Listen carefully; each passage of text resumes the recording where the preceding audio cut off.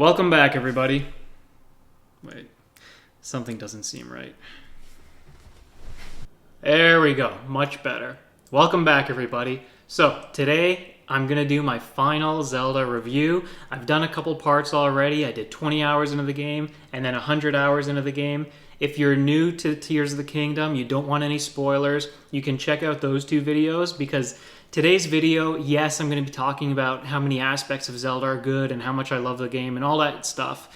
But I might have some spoilers included because I want to talk about the ending just a little bit. And it's going to be less review-oriented. I've actually got a wide range of topics that I want to cover over here. You falling asleep?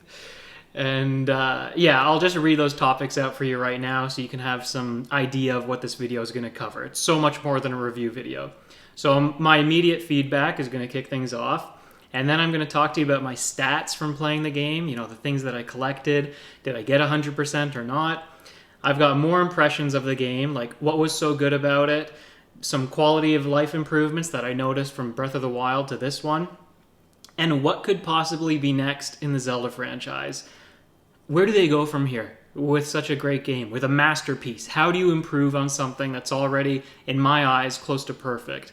I don't think that by trying to hit perfect again, they would actually land on it. Anyways, what Zelda should you play next? I think that's a bit of an interesting one because I realize that Tears of the Kingdom, with how popular it is, it might actually be so many people's first Zelda title. So I've had some thoughts of, you know what, where could people go from here? How do they play another Zelda game without it seeming like just a complete disappointment compared to what this game is?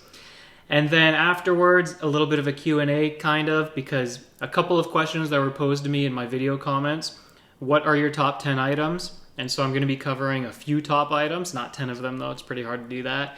And I was asked to do more tips on sage abilities. I've got more tips in general, and then I tried to come up with a few things for sages. So yeah, if you don't want any spoilers, you can, I don't know, maybe just watch the first two videos. And for everybody else, let's get into this. So, before I get into the very end of the game and the cinematics and the final boss fight, got a funny story for you. Around the same time that I posted my Boomerang Fu review on the channel, I thought that I was ending the game. I thought that I was getting close to the final boss fight. What had happened was I was doing the quests where you're chasing Zelda around Hyrule Castle. So this is after you've gotten all four sages. Yeah, all four sages. And you're chasing around the Zelda apparition through Hyrule Castle, right? When she takes you to the throne room and you enter that Phantom Ganon fight, well, I thought that that was the final boss. I thought that was the start of the final boss sequence. So I just turned my game off and I reloaded my save and I decided, hold on, I'm not ready to end it yet. I got so much more to explore. I thought maybe there was something cool underneath the castle in the gloom. So I dived down to the depths, and I'm going through that gauntlet. I can't believe the presentation, right? It was like something right out of Star Fox when you're taking on Andross or something like that. You know, this word gets thrown around a lot, but it was epic, okay? I know that word was overused by the internet a decade ago, but it's a good word, and we need to take it back. We need to reappropriate that word. So you're going through this epic gauntlet in the gloom, in the depths. There's the likes, different elemental likes that are attacking you, the keys, the Lizalfos as you're making your way down the spiral staircase or the spiral tower, and that had some elements of Dark Souls and Elden Ring to it. You know the parts if you're going to the, I forget what it's called now. But anyways, it was like in the, who cares? It was reminiscent of Elden Ring. I'll leave it at that. You fight the Lionel down there too. That Lionel fight was pretty insane at the time because it was my first time encountering a Lionel in the, covered in gloom. Anyways, I kept on going. And, you know, some spider senses are going off in my head. Things are telling me, hey, this is actually a lot more climactic than what you just did in Hyrule Castle. This seems like the stakes are much higher. I think this might be the end of the game, not that. And sure enough, I get the cutscenes in the depths, right, when you land in front of that big pulsating thing that looks like a light root covered in gloom. And you get the swarms of enemies attacking you. I go, oh no, this is actually the end of the game. So I had to close out of that. And, you know, I talked to my friends. They told me, no, go ahead. You can keep following Zelda, do the Phantom Ganon fight. They kind of alluded, or I saw the 5th Sage in their gameplay. They were the ones who told me the tip about the gloom weapons, by the way, how you can fuse them to your other weapons and you won't be taking gloom damage. Anyways, so finally, after another 80 hours of playing the game, finally having Mineru in my party, I beat the game last night. The Phantom Ganon onslaught at the end with his different forms was awesome, right? Pretty interesting, the stylistic choices they made, having him don the samurai and the kimono style thing. It looked appropriate for what the Zonai wore, that he would have something a little bit similar, but clearly there was some distinction in the two cultures there. And yeah, great fight. I mean, no complaints. For a final Zelda boss fight, I thought it was fine. I've never actually thought that a final boss in Zelda was either appropriately scaled or appropriately difficult. They're honestly a little bit too easy. I did like, though, that in his second form, I think, there was something there with the mechanics where if you did your flurry rush and then you tried to hit him right away, he would actually dodge back away from you. And I thought that there was something there. Maybe if I waited for his next attack and I properly dodged I'm getting all my words jumbled. You do your flurry rush, dodging his attack. You swipe at him, he dodges, and then he lunges for another attack. I didn't actually time my dodge on that one, and maybe that's the flurry rush that would have dealt damage. I ended up killing him with a variety of arrows and spinning attacks and all kinds of different things. I don't think I actually beat him the intended way, but that was pretty interesting that I could beat him my own way. And then the dragons. Oh man, the dragons were so awesome. Zelda coming out, right? When Link is in the jaws of the Gloom Dragon, of the Chaos Dragon, or whatever its name was, and Zelda's dragon comes through and she's whipping through the sky to rescue you. I loved that. I got chills watching that bit. And, you beat it. It was kind of cool. It was just as epic as Breath of the Wild when you're taking on Beast Ganon. But I thought that the resolution, especially considering a normal playthrough where you wouldn't get the true ending, I thought that was a little bit of a letdown. The diving sequence to catch Zelda, that was great. Landing the pond, cool. Why couldn't there have been more people kind of clamoring to see if they were okay? It's just Link pulls her out. Zelda doesn't even give him an affectionate hug or anything. She's just like, oh my god, you saved the world, Link! And it's like, okay, I don't know, can there be some romance? Can there be something more on screen? A little more passion? I don't know, is this where the E for everyone rating comes in, even though you've just spent 180 hours beating up enemies and watching them poof into dust? Whatever. I'm asking for a little bit more, but does it detract from the fact that the game was a masterpiece? No, not really. This is always going to be something where a Nintendo, with more of their sterile titles, Mario, Zelda, and I know it's funny calling Zelda a sterile title when you are beating up monsters in some pretty ridiculous ways, but I don't think they're ever going to go crazy on the romance. That said, I was wanting it so badly. After playing the game for so long, I just wanted a little bit more there. And then since I got the true ending, the closing cutscene was fine, right? It didn't really seem like it was a worthy reward after everything that you went through. But again, these are small little grievances. I'm not going to take the story and make it lower my rating of the game. No, it's a 10 out of 10 flat, easily. So, that's my immediate feedback. My stats now, I've got just a whole bunch of stuff to read off for you. I spent 250 hours playing the game. I collected all shrines. I got all light roots, 642 Korok seeds. I completed all quests and memories except for, I didn't know this until after I beat the game, 12 or 15 side quests. I think it's actually after you beat the game, once you have the star on your file, that's when it tells you the total number of side quests in the game. So I saw I had, what's the number there, 85 for side quests, so maybe I had 70 or 73, whatever. I did complete the compendium. I admit, had to buy a couple photos. I didn't take a photo of the corrupted golem, or whatever it's called, the corrupted construct, when you fight it. It's like the little boxing match with Minoru. Kind of felt like Donkey Kong 64 there. That was pretty cool. I had all outfits, I think. I have a little question mark there, because I haven't actually compared online, but when I looked through my own list, I had 3 of everything, including 3 of every other Link set.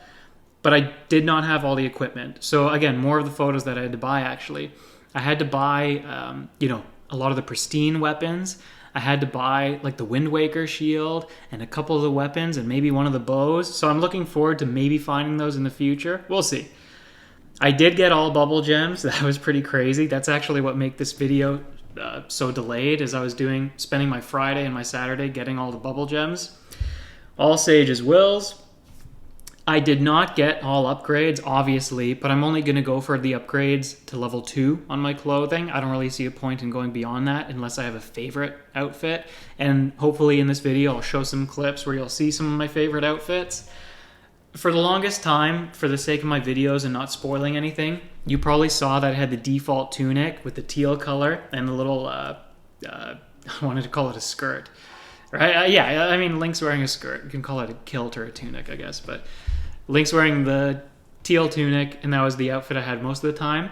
I eventually bought another one. I dyed that black. I bought some Hylian pants. I dyed those black, and I wore the diamond circlet. That was such a cool look. Put that on if you haven't already. Buy a couple more tunics from CC and Hateno, and dye those different colors. Even though it only says there's one in stock, she will replenish that every once in a while. Just be aware that there's a certain number, a maximum number that you can have in your inventory. Sorry, I am all over the place here. There's a maximum amount of clothing that you can have in your inventory, so don't go too crazy buying duplicates from CC. But yeah, go ahead and buy one of those, dye it black. You'll see what I'm talking about. It looks awesome. And then there was another set. I really wanted to make the beret look good from the Royal Guard outfit, and I opted for the beret, a climber tunic dyed white, the climber shirt, and Fierce Deity leggings. So navy blue and navy blue, the white outfit. I thought that was pretty good. Anyway, back to the list. I have not defeated all mini bosses, but maybe I'll do that. God, there's so many. I probably won't do that. I didn't do it in Breath of the Wild. I don't know if I'm going to do it here. I did not collect all Yiga schematics, but I'm not even sure if I'm aware of a way to check those other than using a list online. I obviously did not collect did not upgrade all of my energy cells. Maybe you noticed that in the clips, that I've only got the top 2 in blue. And I don't think I have all the food recipes. I'm not sure if it shows gaps in your recipe book. Actually, aside from when I first started the game, I haven't even looked at the recipe book, but I'll take a look at everything, right? Now I can take my time with the game and I can enjoy just looking at things more in depth. All right, so those are my stats. The Korok number may have surprised you, 642. I thought I was going to stop around 500. And you know what? Here's what happened. I got 500 the hard way. But it was a lot of fun. I really enjoyed Koroks in this game. I thought the Korok buddies were pretty good. It's kind of like the developers are dangling a carrot in front of the players who don't really want Koroks. It's like, hey, you don't have to go out of your way to find them hiding in different locations. Here's a Korok worth 2 seeds. So I thought they actually made upgrading your inventory pretty easy in this game. So I got 500 without the Korok mask. And then I eventually got the Korok mask, and it was like, oh, this is so much better. This is so much easier. And I've got some tips for that later on in the video. And I inevitably got another 142 Koroks. Yeah, a little bit obsessed. And let's go into more impressions of the game now, right? And I've got some little subheadings here, some subtopics to kind of keep me focused. Otherwise, this video is going to last an hour, and I can talk about every aspect of this game. So what was so good about Tears of the Kingdom? First of all, different ways to play the game. And I'm mentioning this because I really appreciate how I was able to experience the game differently than my friends and then so many of you online. The things that you've shared in the comment sections, it's clear that everyone's got different ways of playing the game. Some of you avoid combat. Some of you go out of your way to get in the combat, to get the monster loot. Some of you want to fly around in your hovercrafts or whatever. I like being on foot. I like seeing more of the world. That's how I got so many Koroks. And you can have different ways of fighting the combats, right? Different play styles. It's crazy. Like when I discovered the puff shroom and the backstab thing, I mean, I knew about the backstab multiplier, or I knew that it would do stronger backstabs. I didn't know how good that weapon would be. Actually, only until about 200 hours into the game, I'm guessing, is when I really started to fight in different ways. Because for the first 200 hours, a little bit with my sages, kind of to be chaotic, and you've heard me mention how much I like the ice element. I'm freezing everything. I'm knocking enemies into the water. I'm spinning my two-handed greatswords, parrying things, whatever. I'm not one who uses the most overpowered weapons, just strictly the strongest weapons. I like to have some more tactics, a little more finesse in my fights. So that's when I started incorporating the puff shrooms and the backstabs. I loved that. So a stealth play style, gliding in, getting your headshot without being noticed, love that kind of stuff. Different ways to play the game includes different goals, different objectives. You don't have to get every sage. You don't have to do every side quest. You don't have to spend 20 hours in one town doing everything there. You can skip through things really quickly. Maybe you spend more time at stables. Maybe you just spend more time carving your own path on the map. It doesn't really matter. Everyone's going to have different amounts of time invested in the game. I'm sure some of you beat the game closer to 80 hours in, and it was only about 70 hours in that I finally got my first sage. So just how many games really did this so well? How many games, single player games, not multiplayer, not sandbox games, although it feels like a sandbox, how many games have actually perfectly captured the ability to play in so many different ways, with so many different styles, for so many different goals and objectives? Right now, I can't think of them because this is all that's on my mind. And boy, Nintendo deserves all the credit for this one. So, another thing that was really good, the fan service and the homages to the different games, past titles.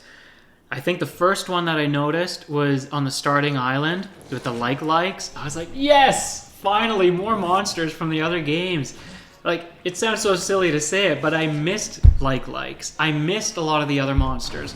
Later on in the games, when you discover Gibdos, I'm thinking, okay, there could be more. Maybe when you go take on Ganon, there's going to be like the Dark Nut or something.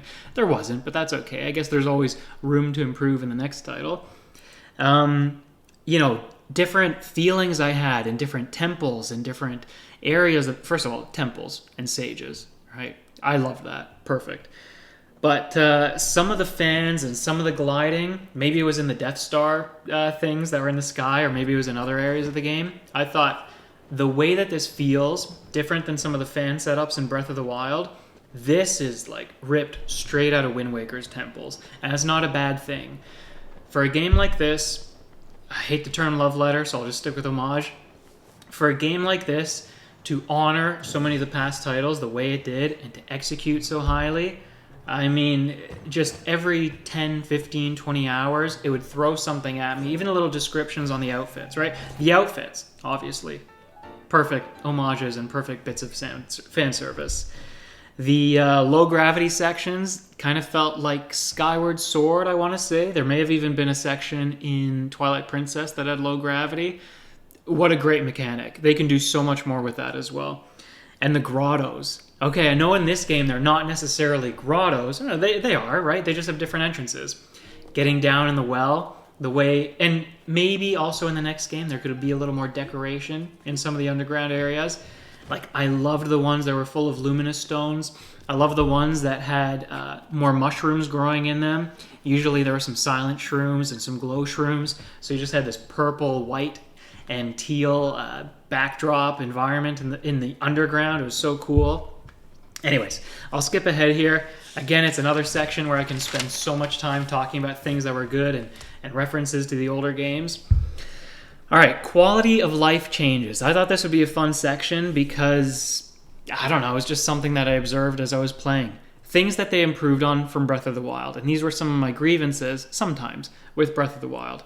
First of all, the addition of recipes. They could have executed the recipe book, the cookbook, a little bit better, but at least they're here. At least you can see what you're making. And if you really like something and you know that it has one ingredient, you can click on that ingredient and you can see what else you can make with it. So that was good. This one I have a question mark on. I don't think it's correct, but something about it stuck out to me.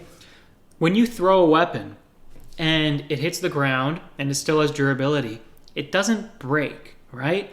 I think in Tears of the Kingdom there's a higher threshold for that. I think if it was a perfect weapon in Breath of the Wild and you threw it, it hit the ground, I don't think it would break there, but I think they've increased the threshold for the weapon not breaking in Tears of the Kingdom. Could be wrong. Probably am wrong.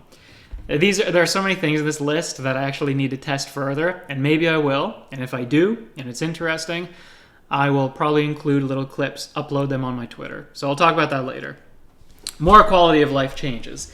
The fact that you can freeze more than, with other items instead of just using Cryonis from the last game. I thought it was tragic that, actually, were there ways to freeze more in Breath of the Wild? I think it was just Cryonis. This is another one I could be wrong about. But certainly, Ice Fruit, Ice Weapons, and all the other tools available to you, they stuck out in this game for creating new ways of traversing on water. More loot from key swarms. Yeah, this is a silly one, but it's really important to me. When the keys fly out of a cave and you're like walking into a Horriblin lair and you shoot a bomb arrow at them, you get so much more loot. It kills, I think, as many as the explosion hits. And in Breath of the Wild, I think there was a cap. I think it would only kill about 3 keys per swarm. There are more quests, more NPCs, more of everything. And probably the best part of that, having more NPCs especially and more decorated towns, the world felt more lived in, more lively, and more believable as a consequence. You know what? With a big open world like this, and with the scale of the world as well, there does need to be more people. You do need to have more citizens, more inhabitants, and more activity in all the towns. So I'm glad that there was more. If I want to be really greedy, I can say they can still go beyond that, but I'm happy with what they gave us. All right, now, what could be next in Zelda? What could be next let's just talk about what could be next in Tears of the Kingdom 3, Breath of the Wild 3. First of all, I don't think that we will actually get that game. I think that because this was such a masterpiece, because so much went into this game, the bar is set way too high. Where could they go from here? I think they have to go backwards, and I think they have to do a genre shift, so to speak. I think strategically, the next thing for them to do would be a 2D game. Make a really complex, sophisticated 2D Zelda. Don't touch 3D for a little while. Not until there's new technology and a lot of new ideas. And I'm going to get into some of those new ideas here. So, a couple of things that I have here. Let's expand on combat a little bit. And here's something that would be really good. First, a little observation with combat. Even though I just talked about how there's different styles and different ways to approach it, it mostly is you hit the enemy, its HP depletes, and it dies, right? Stalnoxes have some slightly different mechanics, and enemies that are wearing armor, they have different mechanics as well. But there aren't any enemies where it's like, oh, you have to do this. You have to disable a couple of arms, and then something happens, then it has another phase, then you could kill it. Taluses are a little bit different too, right? But you get what I mean, right? It's basically bang, bang, bang, its HP goes down, and it's dead.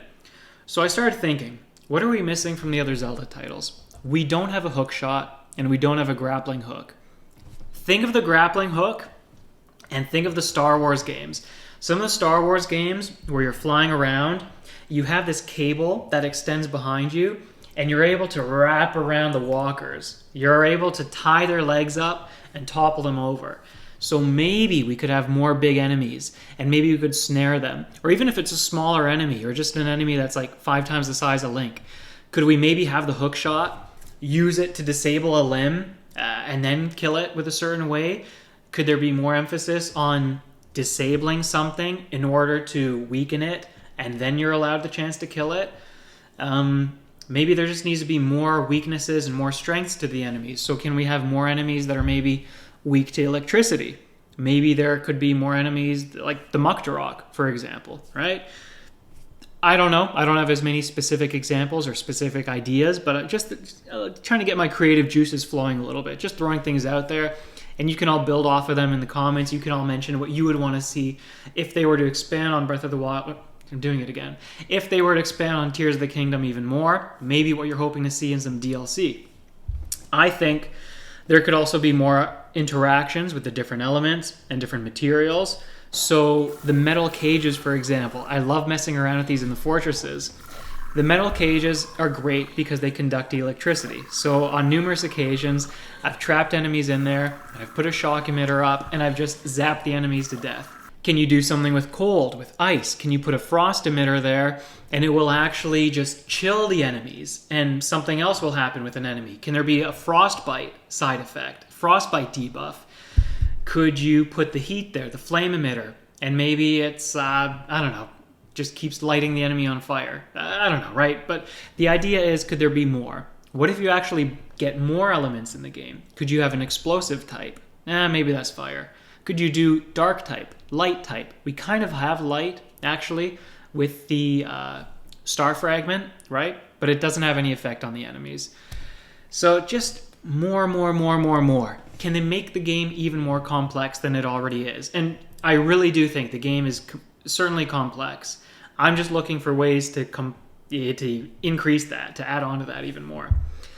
Could we get more stats? And I have here different defense buffs and more perks for different weapon types, like hammers and blades, etc.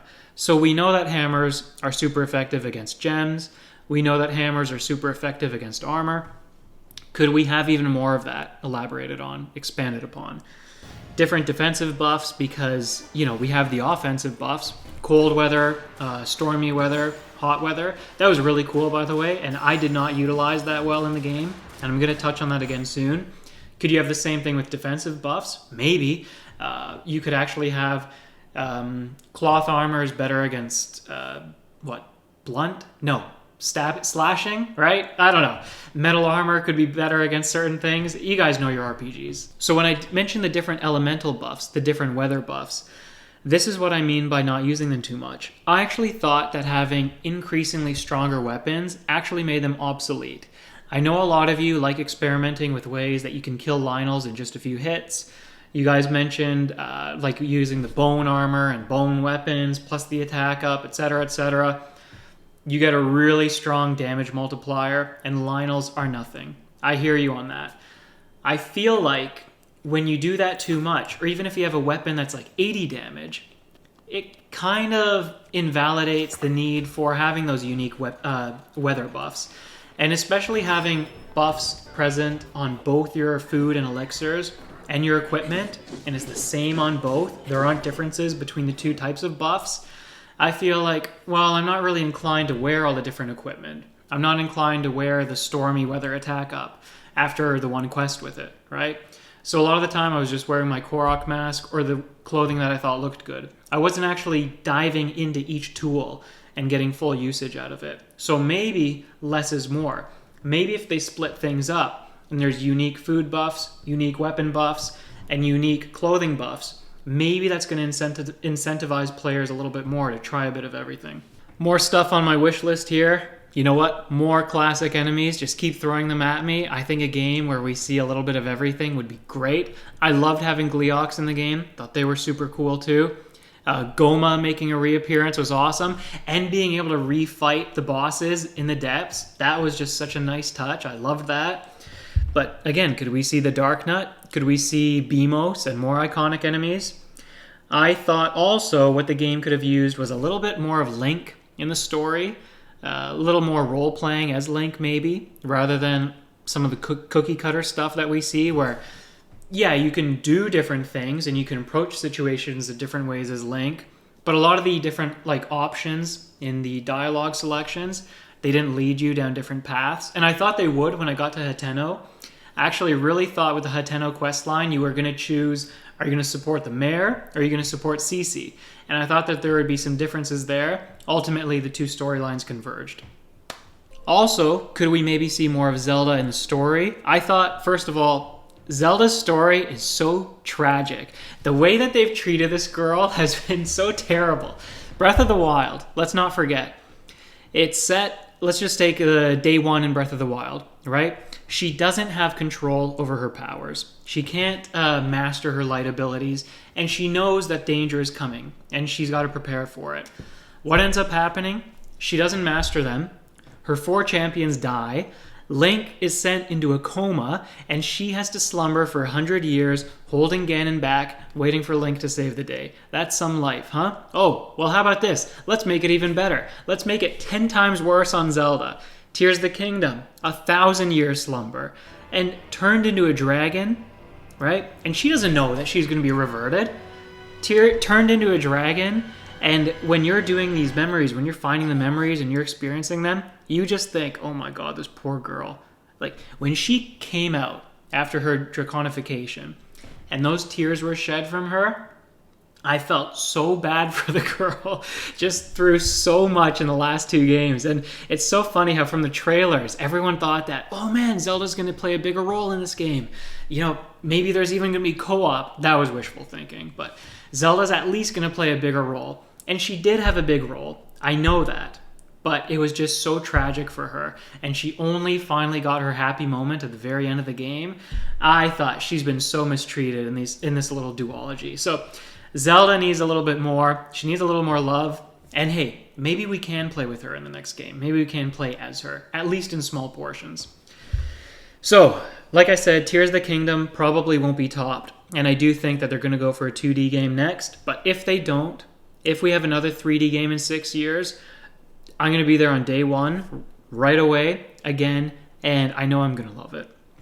All right, we're getting towards the end here. What should you play next if Tears of the Kingdom was your first game? Or if you've only played Breath of the Wild and Tears of the Kingdom? Obviously, going for one of the 2D titles is going to be really nice. It's going to be a palate cleanser. You can play something like the Minish Cap. I think that would be a really nice break because it's so different, it's so vibrant, and Link and the main characters, they have such great personalities in the game. Nice humor in those games too. But if you want to stick with a 3D game, I think Wind Waker is going to be a really good choice. There's so many similarities with Tears of the Kingdom, and yet the way that those ideas are executed, the way that the traversal, for example, is executed, is still different enough. So those of you who really like the hover bike or the Zonai devices and traversing Hyrule that way in Tears of the Kingdom, you're still going to experience some similar things in Wind Waker. The temples are great. The characters are great. Yeah, anyways. People can suggest games in the comments. You could even ask some questions. Maybe you want to play the games chronologically. That was just a little something I thought of with so many of the similarities between the 2 games. Now, Q&A. Some viewer questions. What are my top 10 items in Zelda, in Tears of the Kingdom? I'm not able to do a top 10 and actually have each position be meaningful. So I've just kind of loosely thrown together a list of 5 things. And I know I'm kind of bending the rules here. I know what you asked me, but here it is. This question, by the way, was asked by Games with T. You can check out his channel. Right now he's currently covering his top 100 games of all time. It's so varied and so much fun to watch, so check that out. All right, number 1, shields. And I know, you are asking like things like the different fruit and the Zonai devices and all that kind of stuff, but the shields are your mediums for using those items, right? You can fuse anything you want to a shield, and when you have the Zonai devices on them, fans, springs, rockets, different ways of traversal. Springs are my favorite. I love that. But also putting the elemental gems on your shield and just letting enemies hit you. If it's a topaz, then they're going to get shocked. If it's sapphire, they're going to be frozen. So shields are my number 1. Number 2, and this is more in line with what you're asking, puff shrooms.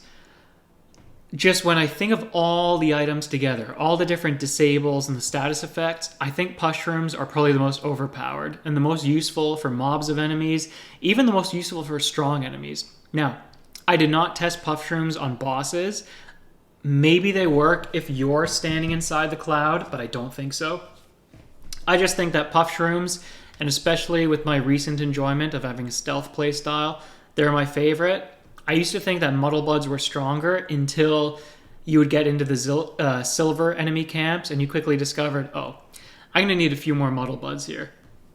Number 3, the elemental items, specifically ice. Ice is just my favorite elemental status effect, or frozen is my favorite one to inflict.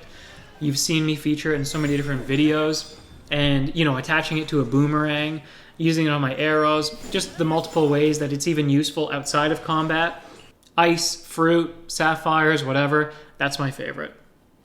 Next, number 4, strong fusions. So just things with high attack power. Again, just going through my list of kind of what do I use the most, what's the most important to me. At some point, you've got to talk about having strong weapons. And so silver enemy parts, they're right up there. Lionel parts, I kind of hoard them, but they're up there as well. And then finally, number 5, clothing. I was considering food and elixirs, but I just think I get most of my buffs and most of my perks and most of my modifiers from clothing. And yeah, the fact that you can just play the game looking however you want, that there are stylistic choices as well, so many to choose from, in fact. I'm going to say clothing is my 5th favorite item to play around with. All right, I'm sure most of you can hear my voice is going at this point. We're almost done the video though. More tips. I actually have to change my little tab over here.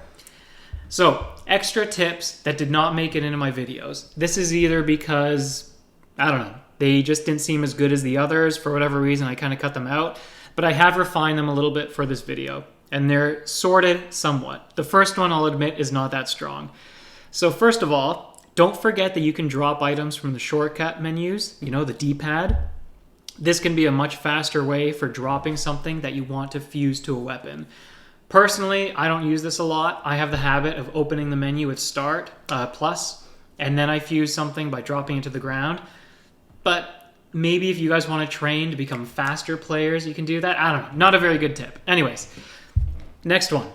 Don't be afraid to destroy a lesser fusion attachment when you find something better. For example, if all of your Flux items already have something on it, but you just defeated a Flux 3 construct, just take something off, right? Flux 1, Flux 2, Captain Horn.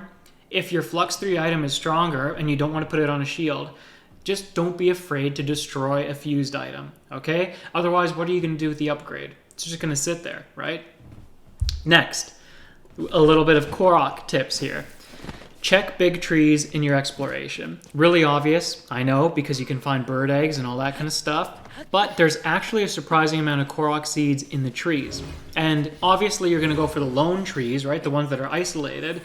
Those ones might have rocks. But sometimes they also have clay pots. Sometimes they actually have the balloons right in the middle of the branches. So like I said, there are many more Korok seeds than you might expect in those big trees. If you are concerned about your inventory or just having more seeds, check those out. Next, a couple of really cool tips with the Korok mask, and I did not have this at the time of my Korok tips video. So first of all, I'm pretty sure of this. You guys can check it as well. Again, I didn't check every single tip in here, every single thing in here to make sure it was 100% accurate, but I'm pretty sure when you have the mask equipped, it will reorient itself on whatever next objective there is for a Korok seed. Sorry, it's a little bit convoluted. Let me give you an example. You know those Korok seeds where you see the yellow flower and you have to keep on chasing it to different locations and finally you get the white flower and that makes the Korok pop out? I'm pretty sure your Korok mask will sparkle in the direction of the next flower. So you just got a yellow one, right? Turns out that the next flower is actually behind you. If you turn around and you face the flower, that's when your Korok mask will emit a sparkle. And I'm pretty sure this is also the case when you have targets and you have to reach the target in a set amount of time. You know, as you leave your platform and you make your way to the target, you'll also hear the sparkle on your mask as if it's like, you know, reattuning to that next quest, the next goal. Sorry, I gotta wrap this video up. Next, this is even more important. If, when you're wearing your Korok mask, you still cannot find where the seed is, you can triangulate its position. So, when you walk into an area and you first get your sparkle, go to your map and put a pin down. Put a stamp down like the Stickman, for example, because it's nice and narrow, it doesn't take up too much space. Put one of those person stamps on the map. Walk all the way across until your mask goes off. Then walk back into range. As soon as you're back in range, put another stamp down. Now you've got 2 points. And I'm telling you, the seed is somewhere in between those 2 points. It should be right in the middle. If you've not walked in a perfectly straight line, then it's probably a little short gap, and you probably need to fan out a little bit. And this is why I say triangulate. Get another angle. Basically, though, just keep walking in and out of this radius with your mask going off and on. And always mark when your mask turns on with a little pin, a stamp, and you'll find your Korok seed in the middle. Okay. Next one. This is a really funny one. I wish I tested this one too. I'm pretty sure a speed potion will actually speed up the rate that you spin with a two-handed weapon, with your stamina attack. Somebody please try this. If you don't, I'm going to get to it at some point, and I'll try to upload it on Twitter. But I thought I observed when I had the speed potion and I was spinning, I was actually spinning faster, not just moving faster. Next, hero mode. Hero mode is actually a really useful tool to explore places that you haven't been to yet. So if you're collecting all the sage's wills and you're even comparing something online, you have a checklist online, it's like, oh shoot, did I actually get that one? Did I actually go to that sky island? Go to your map, turn on heroes mode, click the filter a couple times, and the line will go over those islands if you've been to them, and it'll be blank if you haven't. You can even try for labyrinths, although the heroes mode line doesn't update often enough in a labyrinth, so it's not too useful there. But there's tons of uses, tons of application when it comes to exploring new areas and things of that nature with heroes mode. Next, the camera can actually identify what is frozen within ice blocks. So if you're in the Hebra region and you see a couple of icicles, you're hoping for a treasure chest in one of them and you don't want to thaw a bokoblin in another one, take your camera out. If you just look at the two ice blocks, it'll identify what's in there. And if you don't get anything coming out, if you don't get any identification, maybe it's a Korok under a rock, so it might still be worth thawing it, but there could be nothing there, so maybe just keep on going. Continuing with abilities, rewind. Somebody actually mentioned something about this in the comments section, which is why I decided to include it. I had this for my tips for abilities videos, but I just thought this is so impractical, or this is so such an uncommon situation. I don't think it's going to help people. Rewind will completely pause the game, and the benefit of using rewind to do that is you're not in a menu. Your screen is unobstructed, right? Your user interface is really clear, so you can actually see what's going on in front of you. I know it makes the screen grayscale, but if you're somebody like the commenter who needs a little bit of time in combat to think about what they're going to do, try rewind, right? Just activate the ability, everything pauses. Now you can plan out your next actions. Next, with Ascend, one thing you might not know is you can actually ascend through light routes. So if you're somebody who wants to go through the depths on foot or mostly on foot, you can use Ascend to go through the majority of the light route, or at least a really good portion. And then you can keep on climbing up it, get a lot of good height, and then just use your glider to get around from there. For Ultra Hand, well, this is not the most practical or effective way of illuminating an area, especially in the depths before you got a light route. Bright Bloom, oh my, what are they called? Bright Bloom? Yeah, Bright Bloom seeds are so much better. I can't believe I'm forgetting them. Bright Bloom seeds are so much better, but you can aim Ultra Hand at the ground, and while you're walking and running, spam it. So what happens is Ultra Hand hits the ground and it doesn't successfully activate, but it emits a really large flash when you first cast it. So you can actually walk around spamming Ultra Hand, and it's like a really bootleg flashlight. Again, Bright Bloom seeds are so much more effective, but it is a use of Ultra Hand if you want to be conserving your resources. Next, I have a question for you about Ultra Hand, and it is, have any of you made good use of Ultra Hand's ability to flatten something? So when you're holding an item up, if you press the left trigger, it flattens it to like the nearest axis or something. I'm not even sure how it works, because sometimes it's so impractical. Sometimes you're holding a hover bike, and you want to just quickly flip it over to the right side up, so you press the left trigger, and it just flattens it upside down. So I'm wondering if any of you have good tips for that. I'm asking you. Next, speaking of hover bikes, this is the typical hover bike that you guys see online. I got this from my friends, and you know what? I'm not too ashamed to admit that it really sped things up. Otherwise, it would have been 300 hours to finish with the depths.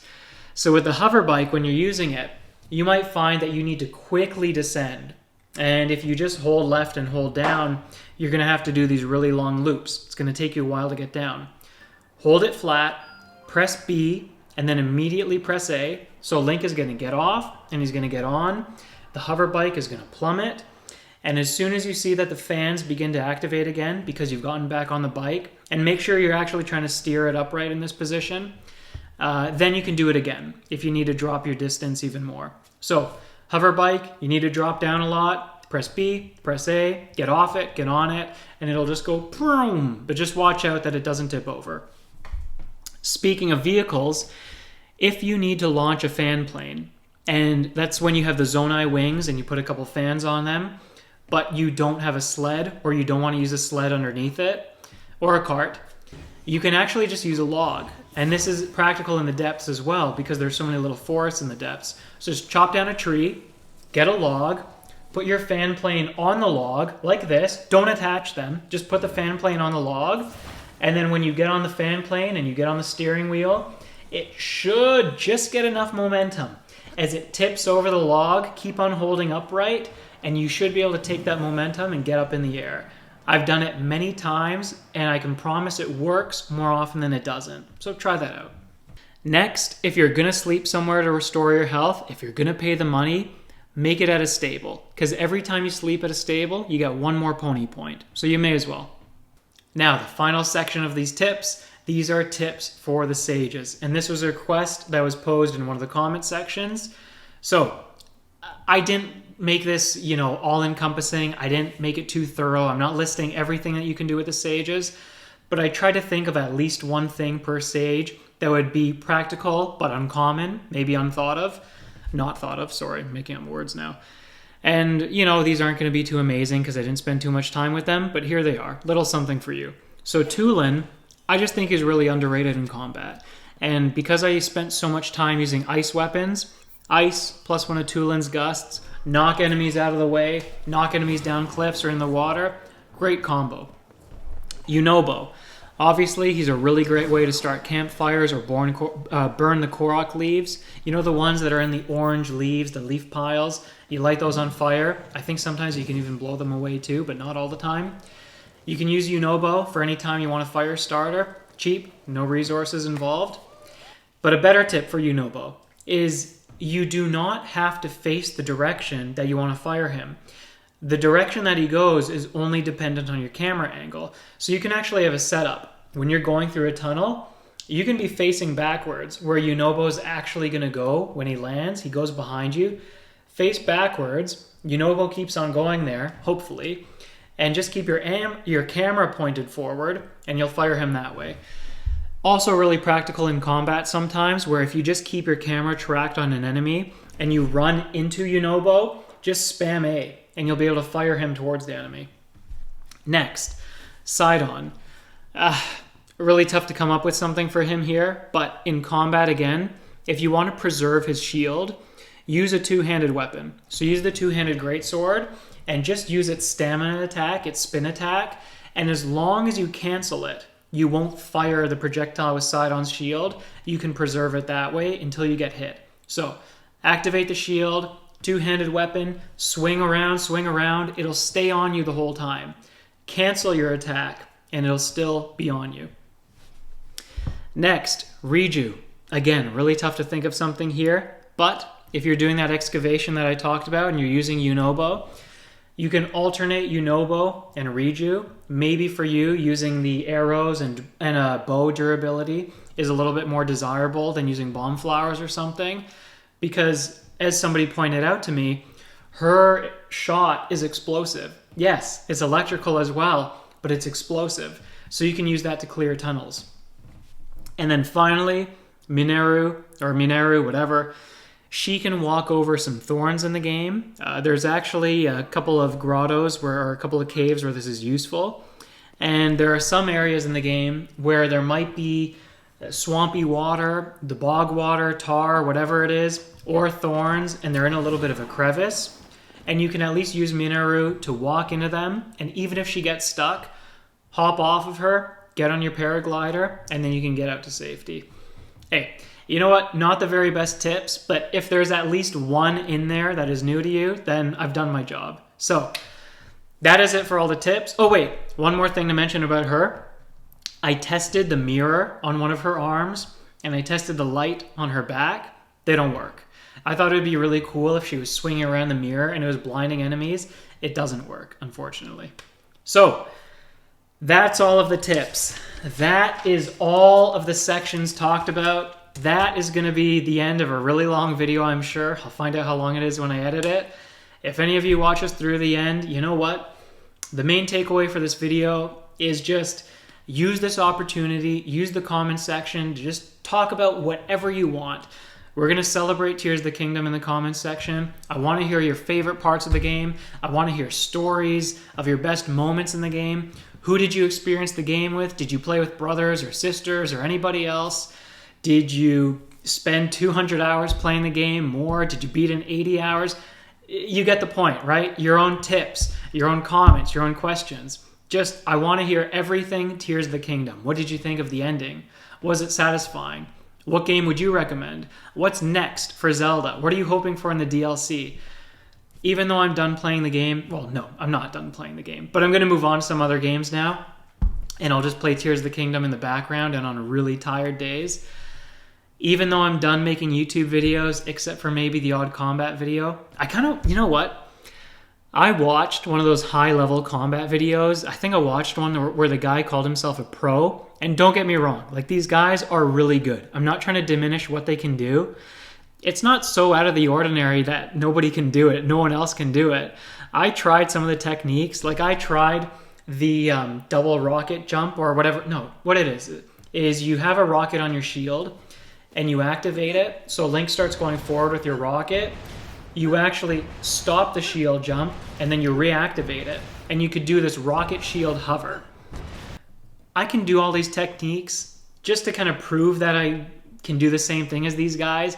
I might do a combat video that's high level, partly to show, like, come on guys, it's not high level. It's just a matter of having some reflexes and getting some abilities learned, some techniques learned. Don't want to sound too salty or anything, but I feel like creativity and choreography are not valued enough in combat videos, and instead it's more about tricks. It's more about shield surfing and things like that, and making Link look like he's tweaking out. Anywho, big distraction there. Don't want to end the video on a negative note. So, like I said, go ahead, take to the comments section, celebrate the game as much as possible, because even though I'm done making the big videos, I still want to be immersed in Tears of the Kingdom. This was, even though it was only 11 weeks, it was 11 weeks where I was playing the game pretty much whenever I could. I sacrificed parts of my social life to be able to play more. I told friends that I wasn't available, that I was playing Tears of the Kingdom or doing whatever, just so I could come back to the game, just so I could make more videos for you guys. Like I said, I enjoyed it every single time. It's going to be nice to get a little breath of fresh air here, but I still want to hear what other people are up to. So, there's that. And finally, let me get my Twitter address for all of you. It is in my About section, but here it is for you. Twitter.com/Leo91Legend. Okay? I had to use a different handle for that. That's also the Instagram handle. For those of you who are unaware, Twitter has mostly been a lot of Switch clips, and with Tears of the Kingdom, it has been 99% Tears of the Kingdom clips. I'm not sure if you'll find anything there that's interesting or cool, but I uploaded it because I liked it. And then Instagram is all about Leo, the little dog who you've seen. All right. My voice is cutting out here. So thank you, everybody. I almost don't want to say bye. Don't want Tears of the Kingdom to end. But thank you, everybody, for watching. Thank you for all of the positive interaction in the video. Thank you for all of the feedback, all of the questions, all of your own suggestions, all of your own tips. Thank you for making the last 11 weeks so much fun. And hopefully I will see you in the next video. Bye for now.